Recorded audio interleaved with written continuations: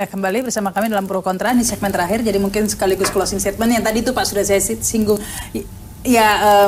Di tengah defisit anggaran yang tadi itu dan orang beli HP, beli sepeda katanya mau dipajakin. Nah, ini ada dana lagi dikeluarkan 2,6 triliun untuk Densus Tipikor. Ya, fokusnya juga efisiensi atau kehematan keuangan negara. Jadi ini perlu karena ini skop tugasnya dan fungsinya adalah nasional. Ini saya memandang bahwa pengalaman dari terbentuknya KPK dulu itu dari pasal 43 Undang-Undang 31 untuk bisa mewujudkan Undang-Undang 30 tahun 2002 itu melakukan kajian.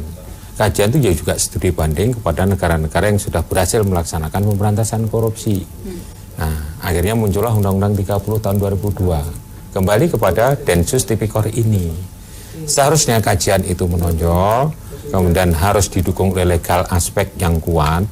Karena ini kan tadi yang holistik dan komprehensif. Itu tidak bisa payungnya adalah payung sekedar inpres atau PP, tidak bisa, tidak kuat gitu. Kalau memang akan bersandingan dengan KPK yang juga melakukan an extraordinary waste dalam melaksanakan an extraordinary crime tadi untuk pemberantasan korupsi tadi. Sehingga intinya kalau saya memandang bahwa perbaikan sistem pencegahan itu lebih baik, masing-masing instansi baik pusat maupun daerah yang jumlahnya sekitar 700 instansi itu bebenah diri dengan memaksimalkan peran pengawas internal, sehingga tidak perlu lembaga-lembaga itu dibuat terus semacam trial and error, misalnya PP 87 mengenai Satgas Saber Pungli, ya sekarang ada Densus, ini kan seperti trial and error. Jadi dengan kajian sistem mengacu pada Stranas Pemberantasan Korupsi yang juga disusun oleh Bappenas, saya kira lebih teratur ini.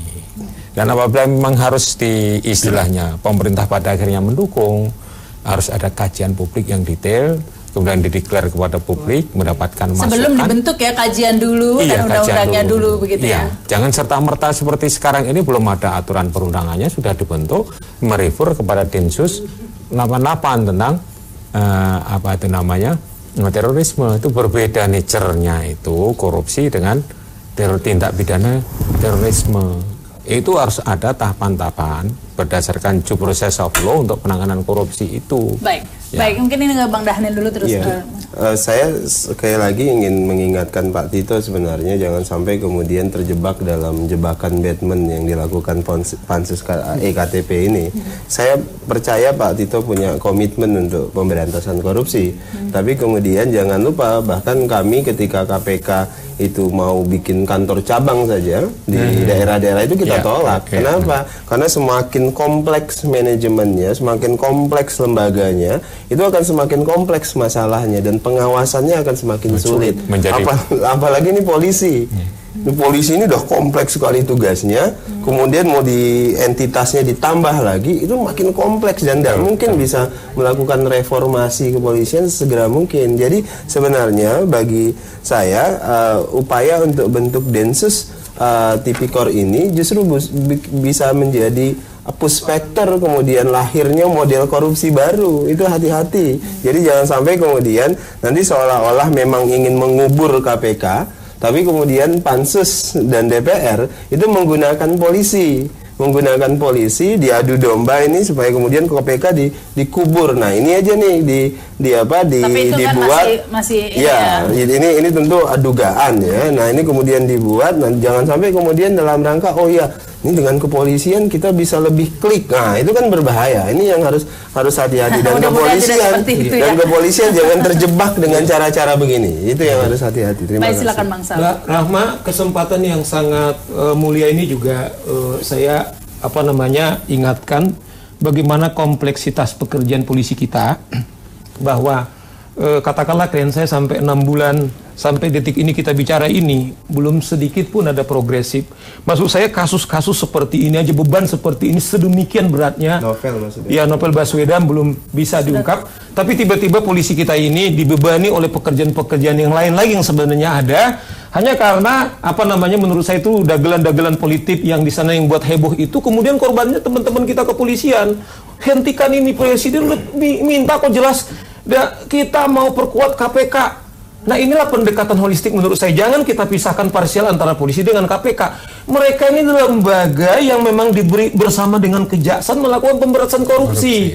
kalau ada kurang lebihnya, bukan malah kemudian yang satu menyerang yang satu, tapi mari kita hand in hand, bergandengan tangan. Baik, silakan deh Pak. Selamat, jangan sampai kepolisian justru diperalat oleh pansus ini nanti atau Iya. DPR. Polisi ini adalah aparatur yang tunduk pada hukum positif. Tidak akan latar belakang politik, tidak mungkin. Latar belakang kepentingan juga tidak mungkin. Saat ini kan sedang ada kajian akademik tentang rencana pembentukan Densus. Semua masukan itu akan menjadi referensi bagi kajian akademik itu. Ya, maksud saya gini Pak Slamet, kasus Pak Novel itu Pak, sampai sekarang 6 bulan bagaimana perkembangannya Pak? Kan publik juga tahu, kami juga pengen tahu. Sudah sejauh mana misalnya soal Menangani kasus itu tergantung dari fakta dan bukti. Peristiwa ada, tapi fakta dan bukti sulit kita cari. Berarti kan tugas polisi itu kan berat banget Pak, kan? Itu maksud saya, kita mengingatkan satu dengan yang lain. Agar lebih fokus ke reformasi di kepolisian saja dulu atau memperbaiki instansi dulu begitu Pak. Kalau perbaikan dan reformasi birokrasi di kalangan kepolisian itu sudah dilakukan. Hasilnya Pak? Bahkan beberapa hal kepolisian itu lebih baik daripada yang lain. Misal soal pelayanan Samsat, kita terbaik, masih bagus. Kemudian yang lain-lain itu masih bagus. Cuman masalah korupsi ini masih menjadi ini ya, rasanya terlalu naif kalau ada yang mengklaim sudah ini. Ya, kita tidak bisa menolak bahwa di kalangan kepolisian ada tindak pidana korupsi sejumlah apapun. Tapi kita juga sudah melihat bahwa kalau ada penyimpangan di kalangan kepolisian, tetap dilakukan penindakan, bahkan sampai dengan Bukan, hukuman yang maksudnya berat. bukan fokus ke penindakannya Pak, tapi sistemnya itu. Kalau penindakan nanti ditangkepin terus pasti Oke. ada terus Pak kalau sistemnya. Sistem di kalangan kepolisian terus dilakukan perbaikan. Karena apa?